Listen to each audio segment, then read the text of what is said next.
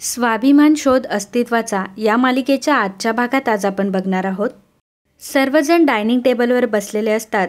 विनायक म्हणतो की प्रॉपर्टी मिळवण्यासाठी, सत्ता मिळवण्यासाठी आईबाबांनी एवढे फ्रॉड केलेत आणि मग संस्थेच्या कामामध्ये सुद्धा त्यांनी फ्रॉड केले असतील आणि ते शोधण्यासाठी मी प्रदीप काकांची मदत घेतली आहे. आणि तुम्हाला माहिती आहे का, त्या सर्व फाईल्स आम्हाला मिळाल्या. तेवढ्यातच प्रदीप तिथे येतो. त्याने फाईल आणलेल्या असतात. तो त्या फाईल सगळ्यांना दाखवत असतो. प्रदीप सांगतो की आपण आपल्या कॉलेजमध्ये मॅनेजमेंट कोठ्यातून ॲडमिशन देत असतो. तर ही ॲडमिशन घेणारी मुलं साधारणपणे श्रीमंत असतात.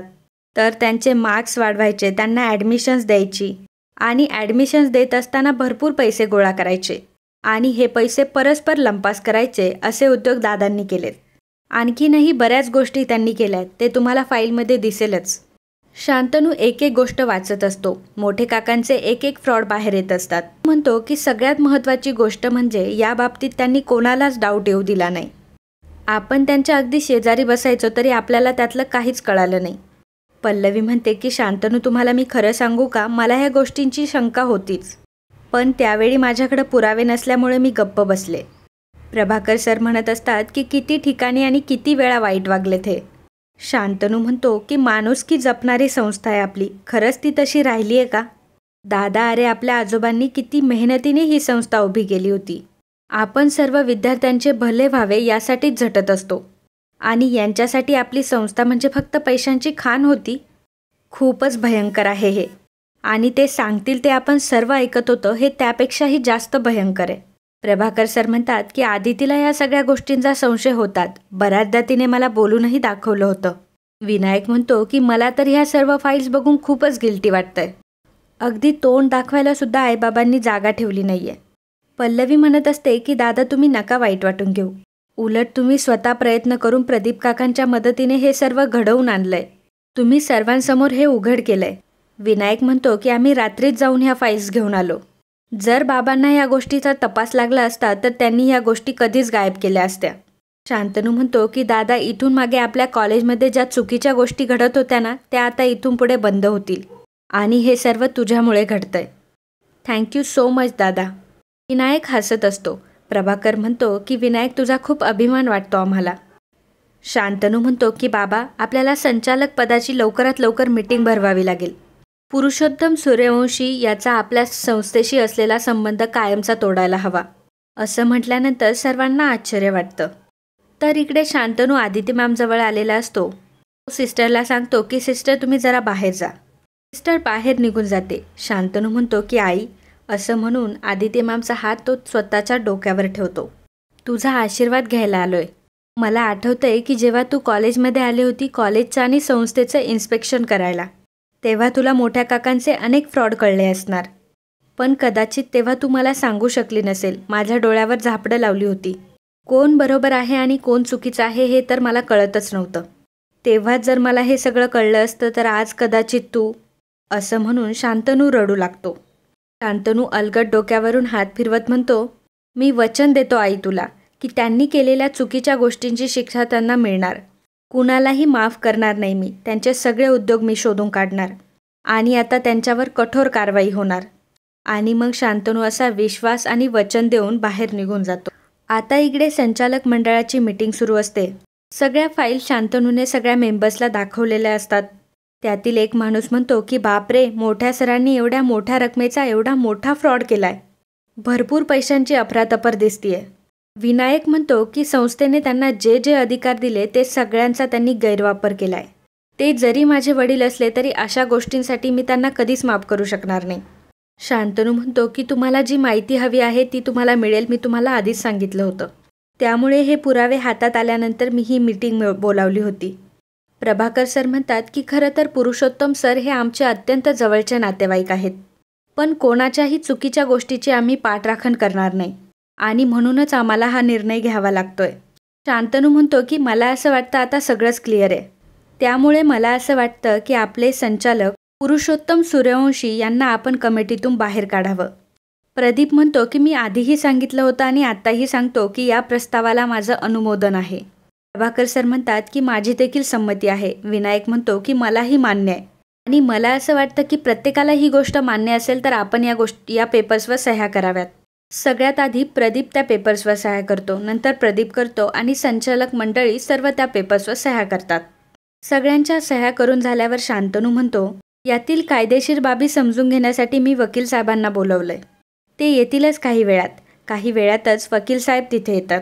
शांतनू त्यांची ओळख करून देतो आणि म्हणतो की हे ॲडव्होकेट शिरसाट आहेत. शांतनू वकिलांना सांगतो की आमच्या संस्थेचे संचालक पुरुषोत्तम सूर्यवंशी यांच्याबद्दल मला जरा बोलायचंय. नक्की मुद्दा काय आहे ही सर्व माहिती शांतनू वकील साहेबांना पोहोचवत असतो.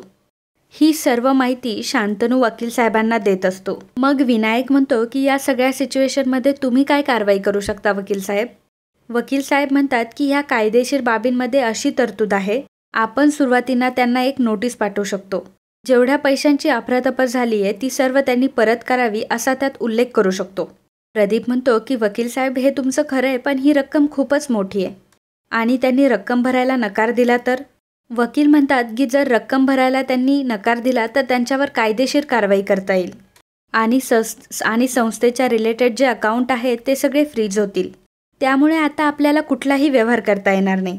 शांतनू सर्वांना विचारत असतो की तुम्हाला याबाबत काय वाटतंय? सर्वजण कायदेशीर कारवाई करा असंच सांगत असतात. विनायक देखील सांगत असतो की मलाही हेच मान्य. तर इकडे ज्योती आपल्या मैत्रिणींसोबत बोलत असते तेव्हा तिची एक मैत्रीण म्हणते की काल तुझ्यासोबत फोनवर बोलत असताना तुझ्यावर कोणीतरी ओरडलं आणि तू फोन कट केलास. ज्योती म्हणते की कोणी दुसरं नाही, आमची लाडकी वहिनी मिसेस पल्लवी सूर्यवंशी. 1 नंबरची काकूबाई आहे, इरिटेड आहे. तिच्याकडं कोणी लक्ष देत नाही ना. स्वतः पार्टी करायची नाही आणि दुसऱ्यालाही करू द्यायची नाही. तेव्हा ज्योतीची मैत्रीण म्हणते की मग आता तुला घरचे लोक परमिशन देतील का पार्टी करण्यासाठी? ज्योती म्हणते की करते मॅनेज बोलले ना, आणि सर्व गोष्टी घरच्यांना थोडीच सांगायच्या असतात. पल्लवी तेवढ्यात तिथे आलेली असते आणि ह्या सगळ्यांचं बोलणं तिने ऐकलेलं असतं.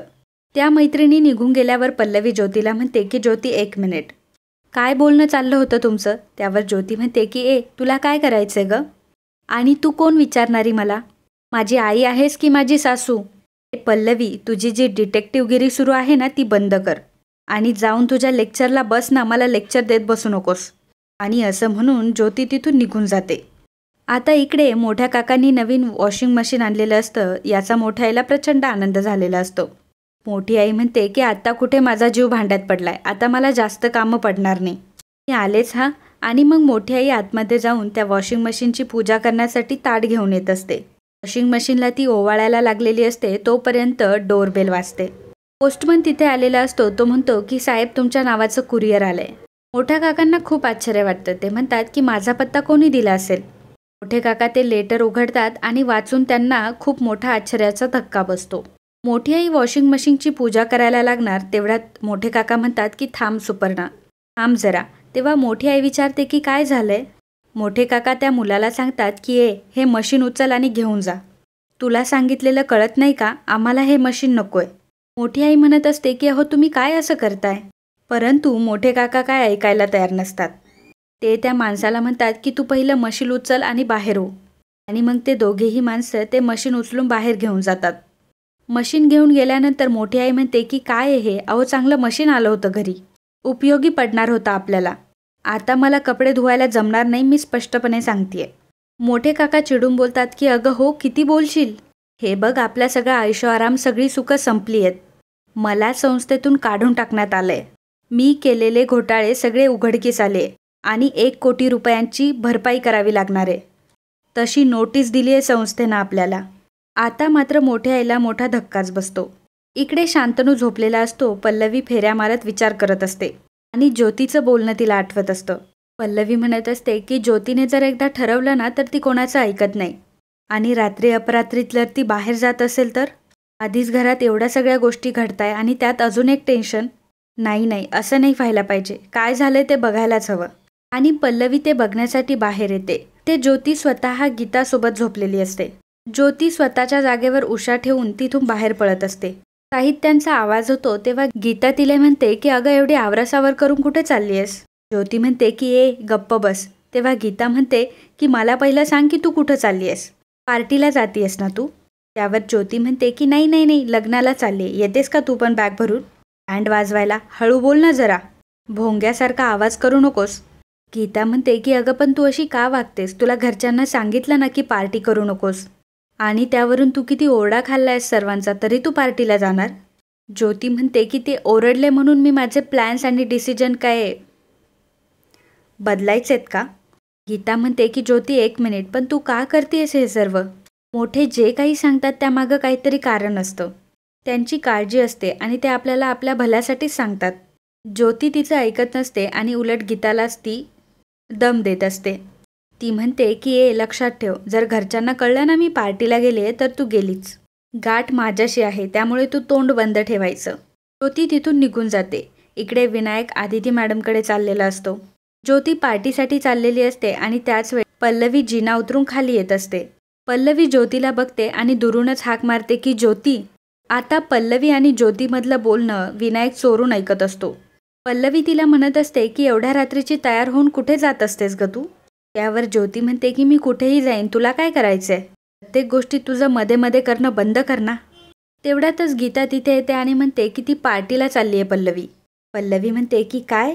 गीता म्हणते की मी हिला अडवण्याचा खूप प्रयत्न केला पण ही ऐकत नाहीये. पल्लवी म्हणते की काय हे ज्योती, सर्व तुला ओरडलेत ना घरचे आणि तरीही तू पार्टीला जातीयस? ज्योती म्हणते की हो मी जातीये, तू येते का सोडायला? पल्लवी म्हणते की तुला कळत नाही का, तू अशी नको वागूस. ज्योती म्हणते की मी काय कुकुलं बाळ नाहीये, मला माझे डिसिजन घेता येतात.